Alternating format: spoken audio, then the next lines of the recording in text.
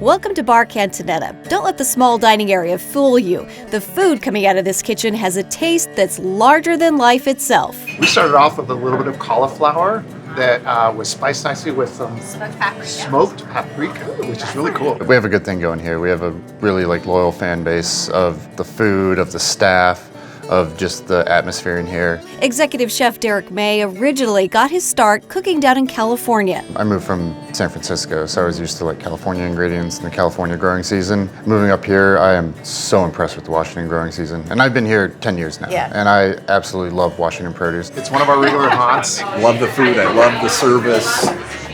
It feels like home. It's not stuffy, not like hoity-toity with the way that we do things. We just want people to come in, have a good time, have some good food, have some drinks, and feel like they're part of the family. It feels comfortable. You find your little corner. Italian, rustic, like trattoria. Lovely. Like a trip to Italy. It's small, it's cozy, we're kind of all packed in together. So do you change the menu then kind of with the seasons and stuff? Yeah, a lot with the seasons, a lot with demand, just playing around with stuff, a lot of freedom. I mean, it is my restaurant, so.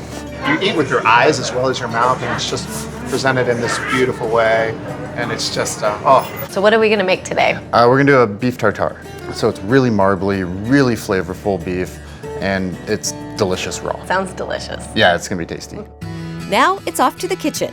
Just having it raw, it really brings out the natural flavors of it. And what we're using here is really good beef from the Methow Valley, which is local Washington grown beef. The quality of it's mind-blowing. Yeah, what do we do first?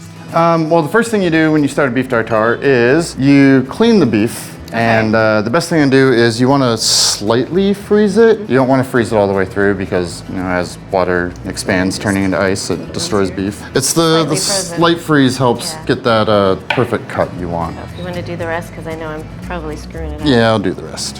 See how he so willingly took over. More graceful than I am. Too many years in the kitchen. I know. I see what you mean by the quality of this meat. This stuff is phenomenal. It is some of the best beef I've ever had in my life. I mean, that's why I love Washington. Yeah. I mean, everything we get out here is really good. We have such an interesting growing season in Washington. Yeah. It's a little bit later than California, which kind of makes it more fun. Right. It's just super happy cows, treated well. They probably sing them lullabies at night or something. I hope so. Don't you think? Then we're gonna go into the bowl with this. Okay. Now it's time to chop up some chives. Look at how beautiful you do that. So we go chives in. Okay. And then hit it with a little of the Maldon salt. You kind of want that bigger flake salt, give it a little crunch and give it a little more flavor. Yeah. And some shallots, a little bit of the aioli. You don't want too much because you don't want it to become like a coleslaw or something. Right. You just want a little bit to kind of bind it together and give it some flavor. Then we add some olive oil and black pepper to the mix. Then you just get in there and you mix it up really well. You kind of want that aioli and that olive oil to come together.